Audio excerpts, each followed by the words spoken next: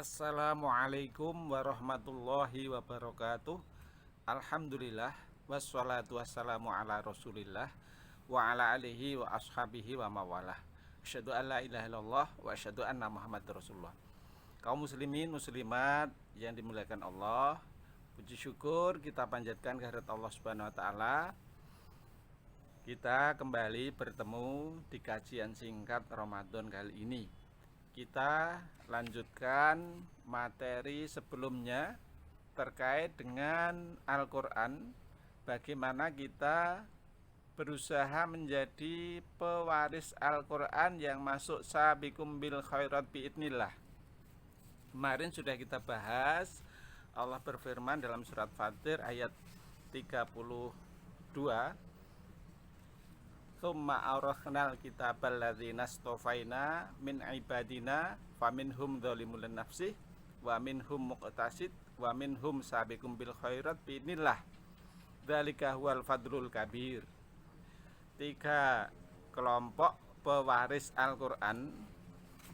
Nah, kalau kita bahas lebih detail, kalau nanti jamaah bisa membuka tafsir Al-Azhar karangan Hamka, di sana sangat detail sekali seperti apa ciri-ciri dzalimul nafsih, ciri-ciri muktasid, ciri-ciri kelompok sabiqum bil khairat biidnillah. Maka kali ini akan saya sampaikan ulasan sekilas dari tafsir tersebut, meskipun kalau kita lihat sangat detail sekali terkait 3 kelompok pewaris Quran tadi. Ini kita bagi bagaimana ketika kelompok pertama, kedua, ketiga menghadapi ujian cobaan terkait dengan harta, terkait dengan Al-Quran itu sendiri, dan juga terkait dengan kaitan aktivitas ibadah yaumiyah, terutama kalau mungkin jamaah keseharian dalam ibadah fardunya, ibadah sholatnya. Dalam pembahasan ayat ini, Hamka mengulas dzalimul nafsih, kelompok orang yang menganiaya diri sendiri.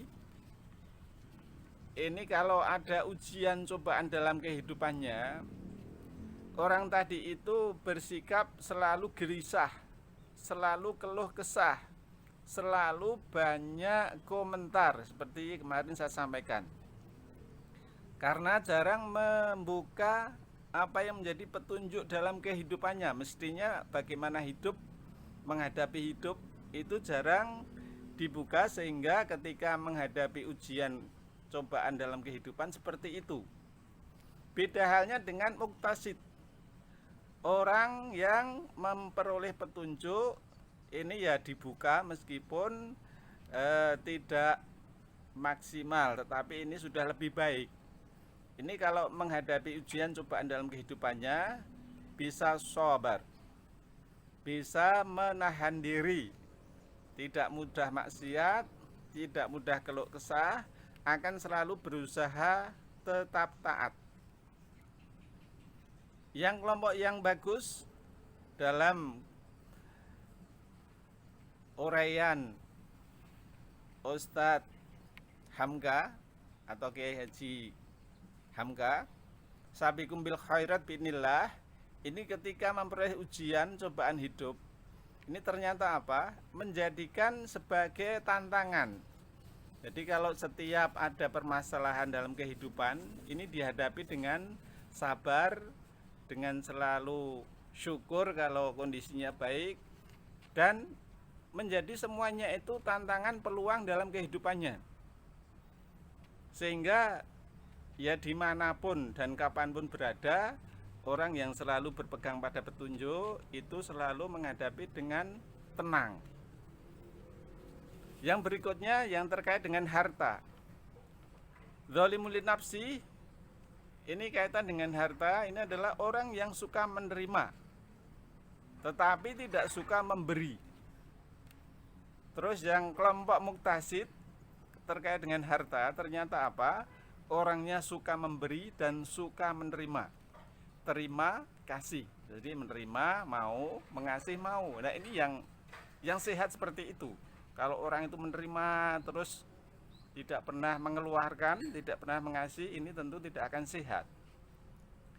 Yang kelompok sabiqum bil khairat terkait harta, ini walaupun tidak diberi, ini berusaha suka memberi. Orang tersebut, kelompok tersebut itu yakin bahwa zat pemberi itu adalah Allah Subhanahu wa Ta'ala. Jadi ini luar biasa. Yang berikutnya terkait dengan Al-Quran itu sendiri. Dalam kajian tafsir Al-Azhar karangan Hamka,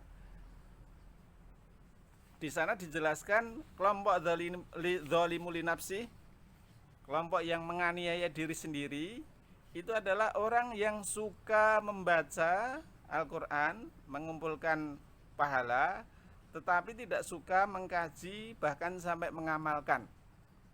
Nah, ini hanya suka membaca sampai khatam, tetapi tidak mau meningkatkan pada pemahaman, dan juga mungkin tidak tahu terkait maknanya, sehingga tidak bisa mengamalkan dengan baik.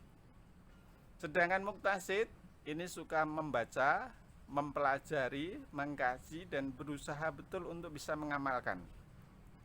Sedangkan sabiqum bil khairat ini terkait Quran, suka membaca, mengkaji, mempelajari, mengamalkan, bahkan suka mengajarkan. Nah, ini sudah luar biasa lagi. Nah, ini terkait Al-Quran. Yang berikutnya, kalau sekilas, ini kaitan jamaah ibadah yaumiyah. Ini kelompok zalimul nafsi, muktasid, sama sabiqum bil khairat, ternyata beda, sangat real.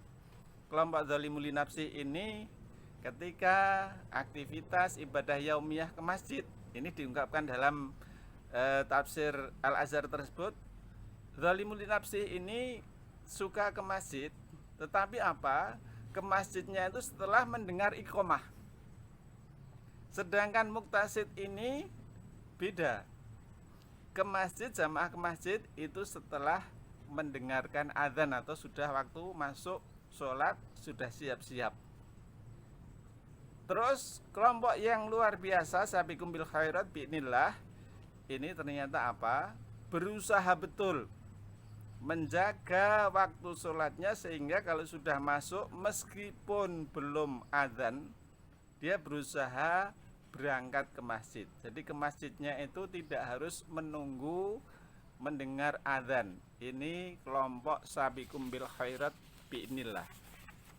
Bapak-bapak, ibu-ibu, kaum muslimin muslimat yang dimuliakan Allah, kalau kita kaji dalam sebuah hadis, ini dalam tafsir Ibnu Katsir dijelaskan kelompok zalimul nafsi, kelompok muktasid, kelompok sabiqum bil khairat, kalau sampai akhir hayatnya masih menjaga keislaman, keimanannya, ini nanti ternyata ada harapan bisa masuk surga. Akan tetapi dalam penjelasan hadis ini diungkapkan kelompok yang zalimul nafsi ini masuk surganya itu yahsabuna fi tulil mahsyar. Masuk surganya itu melalui hisapan yang sangat lama, perhitungan yang sangat lama di padang mahsyar. Karena apa? Aktivitas kehidupan kesehariannya itu ditimbang antara amal baiknya dan amal buruknya, ini kan dikoreksi, diteliti lebih detail. Karena kan ini jarang memakai Al-Quran sebagai petunjuk pedoman hidupnya, sehingga seperti itu bisa masuk surga, tapi melalui yahsabuna fi tulil mahsyar, harus dihisab dengan waktu lama di padang mahsyar. Sedangkan kelompok muktasid ini yadkhulul jannah bi ghairi hisab. Yadkhulul jannah yuhasabu hisabay yasiro. Jadi yang kelompok muktasid itu yadkhulul jannah yuhasabu hisabay yasiro.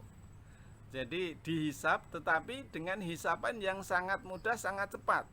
Karena ya pertengahan antara aktivitasnya itu memakai pedoman petunjuk hidup Al-Quran dengan tidak itu imbang, bahkan mungkin lebih banyak bagaimana berusaha sesuai dengan Al-Qur'an. Sehingga apa? Yadkhulul jannah yuhasabu hisaba yasiro. Sedangkan kelompok yang luar biasa, yang ini harapannya kita masuk ini dan proses masuk sabiqum bil khairat biinillah, ini yadkhulul jannah bighairi hisab. Masuk surga tanpa melalui hisab. Ini tentu bisa kita lihat tadi aktivitasnya, kehidupannya, kegiatannya itu kan bagaimana yang terbaik menurut petunjuk Al-Qur'an. Nah, inilah yang harapannya di Ramadan ini kita proses ke sana sesuai dengan kadar keadaan kondisi kita. Kita nanti bisa meningkat. Kalau Ramadan ini belum lancar, belum ada gairah membaca Quran, bagaimana kita meningkat sehingga kesempatan kehidupan ini selalu kita proses untuk bisa meningkatkan diri dengan Al-Quran ini sebagai petunjuk pedoman hidup. Sementara itu kita lanjutkan di kesempatan yang lain terkait bagaimana kita memperoleh hidayah dari Quran dan juga cara-cara dan aktivitas yang bisa mengantarkan kita termasuk orang-orang yang masuk sabiqum bil khairat bi'nillah. Kurang lebihnya mohon maaf, mudah-mudahan bermanfaat. Billahi taufiq wal hidayah. Akhirul kalam, assalamualaikum warahmatullahi wabarakatuh.